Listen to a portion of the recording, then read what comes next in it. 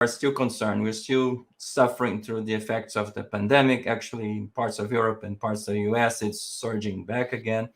So, in your perspective, how could we use either scanning or futuring or future studies to help alleviate some of the stress that people are feeling, the pressure of the pandemic, the hopelessness? So, how can we bring futures to bear to alleviate that suffering? So let's go back to the past to see what we could have done and then what we can do now.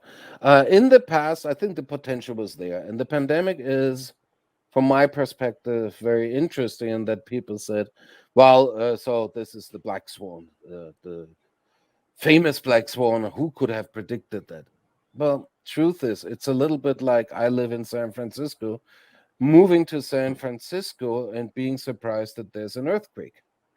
Okay, I might not be able to predict when it will take place. I might not be able to predict um, how strong that earthquake will be, but I know there will be an earthquake. And that's the same with the pandemic. Now, the question is then, as a foresight person, what could be the different developments? So, how would people react? What are the impacts that could occur? For instance, perhaps it should have been clear that there is a stress on the supply chains and so on, and on travel and on business operations. Likely, it should have been clear that remote work and online conferencing becomes more common.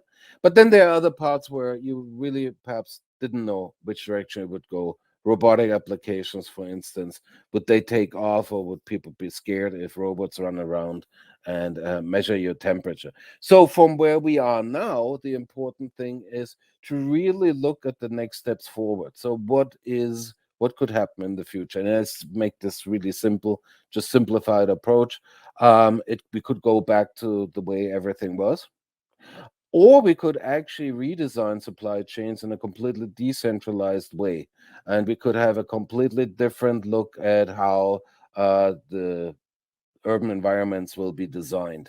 So, for instance, the September 11 attacks had obviously a geopolitical effect, but it also changed the way we designed airports, but also urban environments in general. We took the possibility of a terror attack into consideration. Similarly, we could look at what the pandemic taught us and redesign those environments if there's the willingness and the money. But you see where this is going now. If I'm an architect, if I'm into urban design, if in a construction company, if I am a technology company, you obviously want to look at those areas that might change as a direct result. But you should keep in mind that perhaps in 5 years we just go back to business as usual.